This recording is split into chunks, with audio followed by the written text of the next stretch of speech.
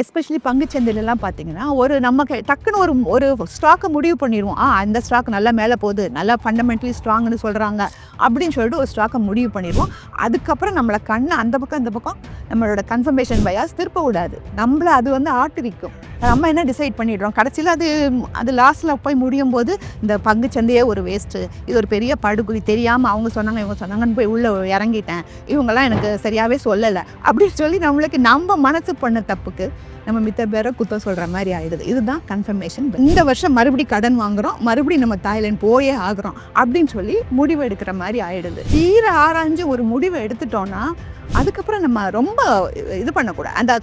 அதை வாட்ச் பண்ணிகிட்டே இருக்கணுமே ஒழிய, நம்ம ஒரு பங்கு தான் வாங்குறோம்னு வச்சுக்கோங்க, அந்த பங்கு வந்து நம்ம வாட்ச் பண்ணிகிட்டே இருக்கலாம். கீழே போதா, எதனா தப்பு பண்ணிட்டோமா அப்படின்னு சொல்லிட்டு நம்ம வாட்ச் பண்ணிகிட்டே இருக்கலாம். அதுக்காக சடார்னு டிசிஷனை மாற்றணும்னா லாஸில் தான் போய் முடியும். யார் சக்ஸஸ்ஃபுல்லாக இருக்காங்க நம்ம நினைக்கிறோமோ அவங்கள ஃபாலோ பண்ண ட்ரை பண்ணுவோம். நம்மளோட உடனே எல்லாத்தையும் கலைச்சிருப்பா, ஃபர்ஸ்ட்லேருந்து ஆரம்பி அப்படின்ற மாதிரி. பட் யாரையும் ஃபாலோ பண்ணி பண்ணுறது எப்போவுமே சரியாக போகாது. இந்த ஃபியர் ஆஃப் மிஸ்ஸிங் அவுட் எப்போ நடக்கும் அப்படின்னா, ஒரு நல்ல புல் மார்க்கெட்டில் நடக்கும். எல்லாரும் நல்லா பங்கு வாங்குறாங்க, மேலே போகுதுன்னா நம்மளுக்கு லாஸ் ஆகுதுன்னு நம்ம பயப்படுவோம். பட்டு நம்ம இப்போ அடுத்தாப்புல சந்திக்க போகிறோம்னு நினைக்கிறேன், இந்த பேர் மார்க்கெட் வர போகிற மாதிரி ஒரு சில அறிகுறிகள்லாம் தெரியுது. மணி எப்போ டிஜிட்டலைஸ் ஆச்சோ அப்போ கொள்ளையும் டிஜிட்டலைஸ் ஆயிடுச்சு. இந்த வருஷம் 2024 ஃபர்ஸ்ட் 4 monthsல பொதுமக்கள் நம்ம இழந்த பணம், சைபர் ஸ்கேம்ல இழந்த பணம் 1750 crores. நம்ம பணத்தை நம்ம கிட்ட இருந்து நம்மளே காப்பாற்றணும். ஒரு தடவை நான் முடிவு பண்ணிட்டேன்னா என் பேச்சை நானே கேட்க மாட்டேன் அப்படின்னு ஒரு டைலாக் வரும். அதுதான் நம்மளுடைய கன்ஃபர்மேஷன் பயாஸ். வணக்கம் மேம். வணக்கம் மிஸ்டர் சி. இந்த பிஹேவியரல் ஃபினான்ஸ் பற்றி நிறைய எக்ஸ்பர்ட்ஸ் பேசுகிறாங்க.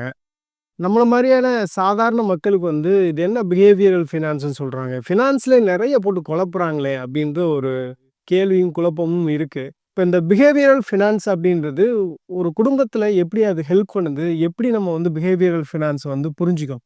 பிஹேவியரல் ஃபைனான்ஸ்னால் ஒன்றும் இல்லைங்க, அப்படியே தமிழில் டிரான்ஸ்லேட் பண்ணிங்கன்னா உளவியல் சார்ந்த நிதி நிர்வாகம், அவ்வளோதான். இது வந்து ஒரு புது சப்ஜெக்ட் தான். நீங்கள் சொன்ன மாதிரி அஃப்கோர்ஸ் நம்ம திருவள்ளுவர் பேசாத சப்ஜெக்டே கிடையாது, அவர் நிறைய பேசியிருக்காரு.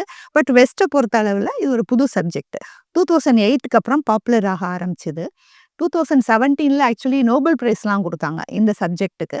இது நீங்கள் சொன்ன மாதிரி ஒரு சைக்காலஜியும் ஃபினான்ஸும் சேர்த்து பார்க்குற ஒரு சப்ஜெக்ட். இந்த பிஹேவியரல் ஃபினான்ஸ்ன்றது வந்து ஒரு மணி மேனேஜ்மெண்ட்டை தான் அப்படி சொல்கிறோமா? மணி மேனேஜ்மெண்ட்டாக தான் ஆரம்பிச்சது. ஃபைனான்ஸ்னு வரும்போதே நீங்கள் சொல்கிற மாதிரி மணி மேனேஜ்மெண்ட்டை தான் ஆரம்பிச்சது. பட் என்னன்னா, எல்லா விதமான முடிவுகள் எடுக்கிறதுக்கும் இது உதவுதுங்கிறது அப்புறமா இது பண்ணிட்டு, இப்போ வர எல்லாருக்குமே இந்த பிஹேவியரல் ஃபைனான்ஸ் தெரிஞ்சிருந்தாக்கா பொருளாதார முடிவுகள் மாத்திரம் இல்லை, மற்ற முடிவுகளை கூட நல்லபடியாக எடுக்க முடியும் அப்படின்னு சொல்ல ஆரம்பிச்சிருக்கு. ஒரு புரிஞ்சுக்கிறதுக்காக கேட்குறேன் மேம். இப்போ வந்து ஒவ்வொரு குடும்பத்துலையுமே இந்த மணி மேனேஜ்மெண்ட் அப்படின்றது பெண்கள் எல்லாருமே எடுத்து செய்கிறாங்க, இல்லை ஆண்கள் வந்து சில குடும்பங்களில் செய்கிறாங்கன்னு வச்சுக்கோங்களேன். இப்போ இதுலேருந்து பிஹேவியரல் ஃபினான்ஸ் என்ன எப்படி வேறுபடுது? நீங்கள் சொல்கிற மாதிரி சில பேர் வந்து ரொம்ப சில பேர் இல்லை, நம்மள நிறைய பேர் ஹார்ட் ஒர்க் பண்ணுறாங்க. ஹார்ட் ஒர்க் பண்ணும்போது சில பேர் மாத்திரம் மேலே போயிடுறாங்க, சில பேர் பின்தங்கிடுறாங்க. இதுக்கு என்ன காரணமாக இருக்க முடியும்?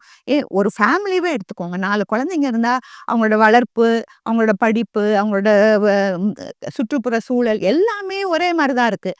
ஆனாலும் 2 குழந்தைங்க நல்லா வந்துடுறாங்க, 2 குழந்தைங்க பின்தங்கிடுறாங்க. இதுக்கு என்ன காரணம் அப்படின்னு பார்த்தீங்கன்னா, அவங்கவுங்க மணி மைண்ட் செட்னு சொல்லுவாங்க. அவங்கவுங்க மனசுல இருக்கக்கூடிய அந்த மணி மைண்ட் செட்டும், அப்புறம் மென்டல் பயாசஸ்பாங்க. அந்த பிஹேவியரல் ஃபைனான்ஸ்ல ரொம்ப முக்கியமானது இந்த மென்டல் பயாசஸ் தான். நம்ம மனசுல வந்து 21 பயாசஸ்னா மனப்பிழைகள், நம்ம மனசு செய்யக்கூடிய தவறான முடிவுகள், அது வந்து 21 விதமா இருக்கு அப்படின்னு சொல்றாங்க. இதுதான் நம்மளுடைய பிஹேவியரை கட்டுப்படுத்துது.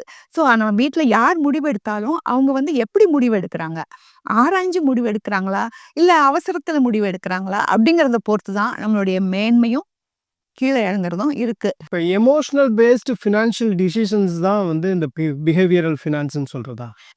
இந்த சென்ஸு நீங்கள் பார்த்தீங்கன்னா ஒரு மனசுன்னு சொல்லுவாங்க. சைக்காலஜிஸ்ட் எல்லாம் இதுக்கு வந்து ஒரு 2 விதமான எக்ஸ்பிளேஷன் கொடுக்குறாங்க. மனசு அப்படின்னாக்கா சிஸ்டம் 1 அப்படிங்கிறாங்க. இந்த மனசு என்ன பண்ணுன்னா, கொஞ்சம் அவசர புத்தியில் இருக்கும், ரொம்ப இன்ஸ்டிங்டிவாக இருக்கும், டக்குன்னு முடிவெடுத்துட்டு நான் சொன்னதான் சரின்னு சாதிக்க வேற செய்யும். இதுதான் மனசு. அண்ட் நம்ம லைஃப்பில் நம்ம நிறைய டே டு டே டெசிஷன்ஸ் எடுத்துகிட்டே இருக்கோம். அதில் 95% ஆஃப் த இது வந்து மனசு பார்த்துக்கும். ஆட்டோமேட்டிக்காக ஒரு பாத்தில் நம்ம டிரைவ் பண்ணிட்டே போகிறோம்ல, அது மாதிரி கூட்டிகிட்டு போயிடும். இந்த அறிவுங்கிறது பார்த்தீங்கன்னா, சிஸ்டம் 2ன்னு சொல்றாங்க. இந்த அறிவு வந்து பொதுவா ரொம்ப ஜாக்கிரதையா இருக்கும். ரொம்ப பகுத்து ஆராய்ஞ்சு பார்க்கும். ரொம்ப எதையுமே க ஒரு நல்ல ஒரு ஆராய்ஞ்சு பார்க்குற ஒரு தெளிவான மனசோட இருக்கும். முக்கியமா அந்த கணக்கு போடுறது, இந்த டேட்டாலாம் ஆராயறது, அதெல்லாம் அறிவுக்கு நல்லா செய்யக்கூடிய முடியும். என்ன ஒரு பிரச்சனை அப்டின்னா, அந்த அறிவு டக்குன்னு வந்து செயல்படாது. அது பாட்டுக்கு ஒரு மூலையில இருக்கும். மனசு வந்து எப்போ, "அப்பாடா சாமி ஆள விடு, என்னால இத கால்குலேட் பண்ண முடியல, என்னால இத சால்வ் பண்ண முடியல, நீ பாரு" அப்படின்னு சொன்னா மாத்திரம் தான், இந்த அறிவு முன்னால வந்து முடிவுகள எடுக்கும். அப்போ ஆனா இந்த மனசு என்ன பண்ணுது, அவசரப்பட்டு முக்காவாசி முடிவுகள தானே எடுக்க ட்ரை பண்ணுது. அப்போ இந்த பிஹேவியரல் ஃபைனான்ஸ் என்ன சொல்றாங்க, இப்போ நம்மளால இந்த மனச கொஞ்சம் தட்டி, "கொஞ்சம் சும்மா இருப்பா" அப்படின்னு சொல்லிட்டு, அறிவ கொஞ்சம் எழுப்பி, "நீ ஆக்ட் பண்ணு, நீ டிசைட் பண்ணு" அப்படின்னு நம்மளால சொல்ல முடிஞ்சுச்சு அப்படின்னாக்கா, நம்மளுடைய முடிவுகள்லாம் சிறப்பா இருக்கும். அதுல பேஸ் பண்ண நம்மளுடைய லைஃப்பும் சிறப்பா இருக்கும். இப்ப இந்த எமோஷனல் பேஸ்டு டிசிஷன்ஸ் இருக்குல்ல மேம், அது வந்து நெறைய குடும்பங்கள்ல நெறைய பேர் எடுக்கிறத பார்க்க முடியுது. அப்படி எடுக்கும்போது நெறைய நேரங்கள்ல வந்து நம்ம பணத்த இழக்கக்கூடிய ஒரு நிலையும் வருது.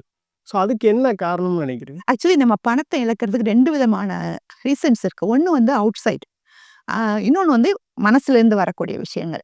அவுட் சைடுன்னு பார்த்தீங்கன்னா, நம்ம மேல கொள்ளை. வீட்ல பூந்து கொள்ளை அடிக்கிறாங்க, நகை திருட்டு ஆகுது, லேண்ட் ஆக்கிரமிப்பு பண்றாங்க. அப்படி இல்லைன்னா அந்த ஏடிஎம் கொள்ளை, பேங்க் கொள்ளை நெறைய கேள்விப்படுறோம். இப்ப ரீசென்ட் டைம்ஸ்ல இது எல்லாமே பிசிக்கலா இருந்தது எல்லாமே இப்போ டிஜிட்டலைஸ் ஆயிடுச்சு. மணி எப்போ டிஜிட்டலைஸ் ஆச்சோ, அப்ப கொள்ளையும் டிஜிட்டலைஸ் ஆயிடுச்சு. ஸோ பார்த்தீங்கன்னா, எங்கேருந்து யார் கொள்ளையடிக்கிறாங்கன்னே தெரியல. நம்ம மொபைல் மூலமாவும், நம்மளுடைய இன்டர்நெட் மூலமாவும் நம்ம லைஃப்லயே நுழைஞ்சு நெறைய பணத்த கொள்ளையடிக்கிறத பார்க்க முடியுது. OTP scam, parcel scam, digital arrest இந்த மாரி நெறைய பார்க்குறோம். டெய்லி நம்ம ஃபோன்லயே 3, 4 கால்ஸாவது வந்துட்டுருக்கு.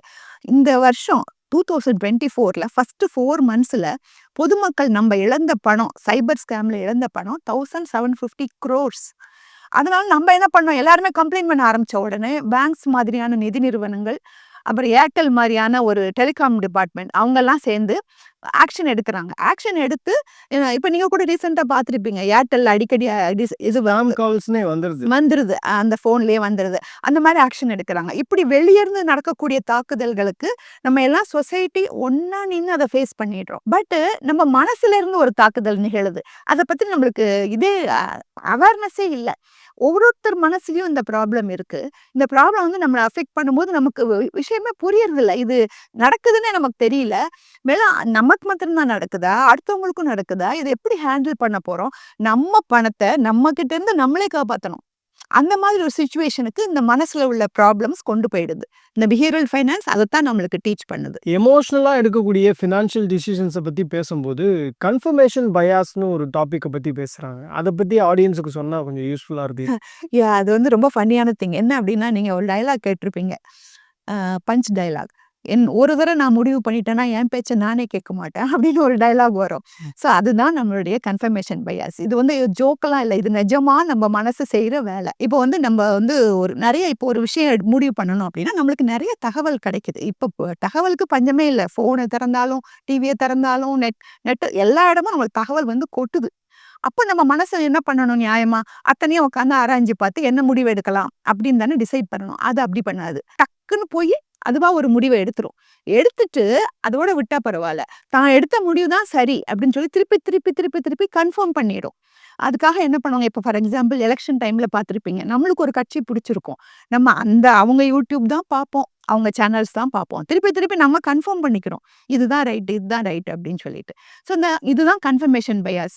இதனால என்ன ஆகுதுன்னா, ஒரு தப்பான முடிவுக்கு நம்ம ஆள்படுறோம். ஆள்படுறது மாத்திரம் இல்லாம இதுதான் ரைட்டுன்னு நம்பளே பிலீவ் பண்ண ஆரம்பிச்சு, நம்மளுக்கு நம்மளே ஒரு படுகொலிய தோண்டிக்கிறோம். இது எப்படி இருக்கு அப்படின்னு பார்த்தீங்கன்னா, ஒரு நம்ம வீட்ல ஒரு வாஷிங் மெஷின் வாங்கணும் அப்படின்னு சொன்னாங்க அப்படின்னா, நமக்கு மனசுல டக்குன்னு ஒரு பேர் வந்துரும். யாரோ வீட்லயாவது பார்த்துருப்போம். பெட்டர்ன்னு ஒரு நாலேட்ஜ் இருக்கும் நம்மளுக்கு. அந்த பேர் அப்படியே நின்னுடும். எத்தன கடைக்கு போய் நீங்க எத்தன மெஷின் பார்த்தாலும், அந்த ஒரு பிராண்ட நோக்கி தான் நம்ம போவோம். நம்ம மனசு ஃபுல்லா அது பக்கம் தான் ஃபோக்கஸ் ஆயிருக்கும். அந்த தகவல்கள் தான் நம்ம மனசுல இடம்பெறும். எஸ்பெஷலி பங்குச்சந்தையிலலாம் பார்த்தீங்கன்னா, ஒரு நமக்கு டக்குன்னு ஒரு ஒரு ஸ்டாக்க முடிவு பண்ணிருவோம். இந்த ஸ்டாக் நல்லா மேல போகுது. நல்லா ஃபண்டமென்டலி ஸ்ட்ராங்ன்னு சொல்றாங்க. அப்படின்னு சொல்லிட்டு ஒரு ஸ்டாக்க முடிவு பண்ணிருவோம். அதுக்கப்புறம் நம்மள அந்த பக்கம், இந்த பக்கம் நம்மளோட கன்ஃபர்மேஷன் பயாஸ் திருப்ப விடாது. நம்மள அது வந்து ஆட்டுவிக்கும். சரி இதுல என்ன தப்பு?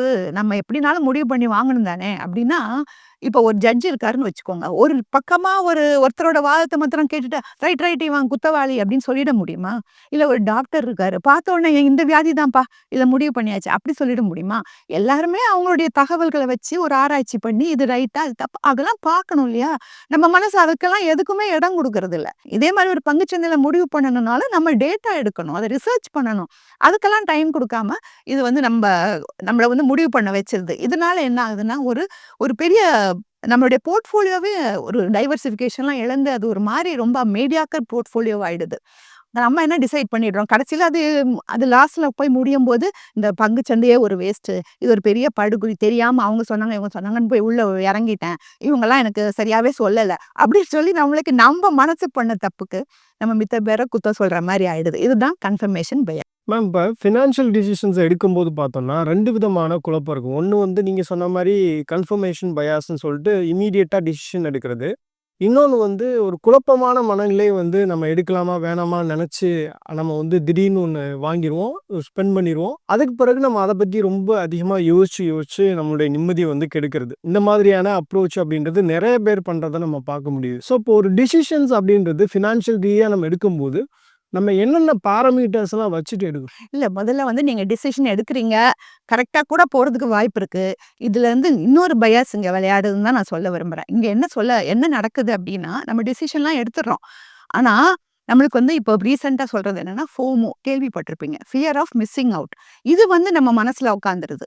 நம்ம மத்த பேரெல்லாம் நல்லா டிசிஷன் எடுத்துட்டாங்களோ, அவங்கலாம் நல்லா ப்ராஃபிட் பண்ணிட்டாங்களோ, அவங்களுக்குலாம் நெறைய தகவல் தெரிஞ்சிருக்கோ, அப்படிங்கிற மாரி நெறைய நம்ம மனசுல வந்து ஏன்னா நெறைய தகவல்கள் நம்மளுக்கு வருது. வரும்போது நம்மளுக்கு நம்ம டெசிஷன் மேலேயே நம்பிக்கை போயிடுது.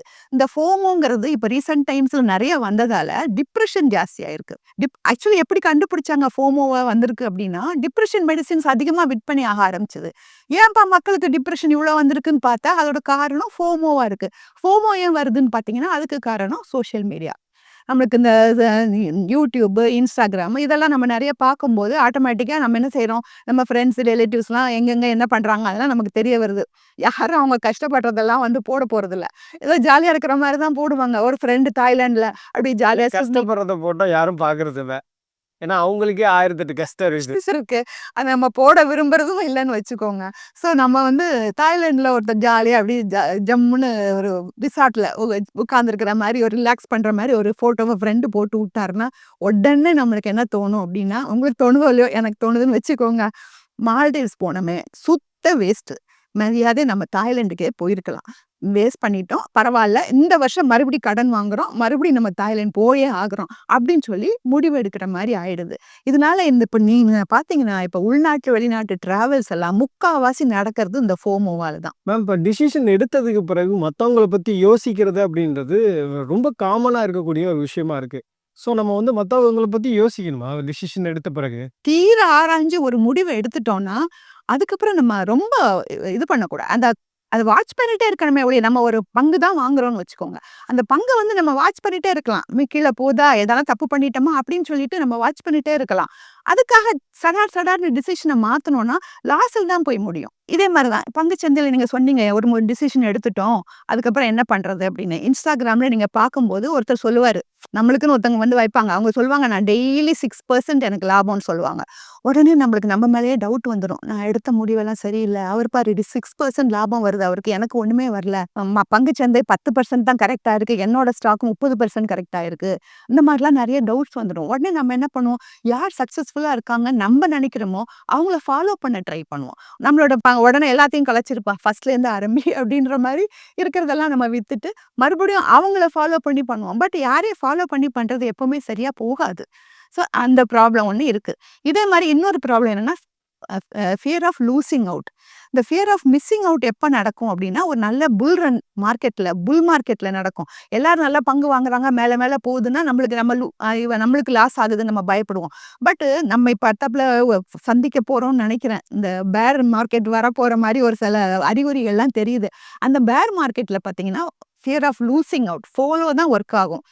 அவங்கலாம் ப்ராஃபிட் எடுத்துட்டு வெளிய போயிட்டாங்க. நான் மாத்திரம் உள்ள உட்கார்ந்து லாஸ் பண்ணிக்கிட்டு இருக்கேன். அப்படிங்கிற மாதிரி ஒரு ஃபியர்லாம் வந்து அப்போ நம்ம கண்ணா பின்னான்னு விற்று நம்மளோட போர்ட்ஃபோலியோவை ஒரு வழி பண்ணிடுவோம். இப்போ ஆடியன்ஸ் வந்து 2 விதமான விஷயங்கள புரிஞ்சுக்கணும். ஒண்ணு வந்து ஃபியர் ஆஃப் மிஸ்ஸிங் அவுட். இன்னொன்னு வந்து ஃபியர் ஆஃப் லூசிங் அவுட். ஆமா. 2மே நம்மளுடைய போர்ட்ஃபோலியோவுக்கு நல்லது கிடையாது. எல்லாமே கொஞ்சம் பதட்டத்தை விளைவிக்கிற விஷயங்கள். Thank you ma'am.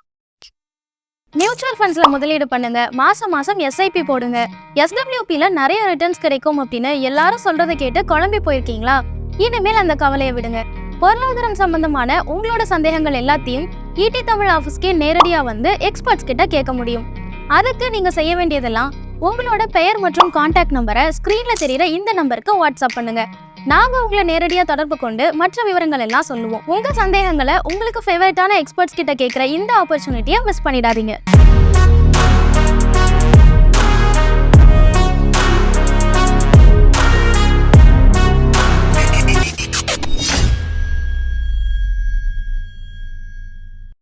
மேலும் ஈடி தமிழ் சேனல்ல வரப்போகும் பிசினஸ் மற்றும் அது ரிலேட்டடான வீடியோவை பார்க்க உடனே கீழே இருக்க சப்ஸ்கிரைப் பட்டனை கிளிக் பண்ணுங்க.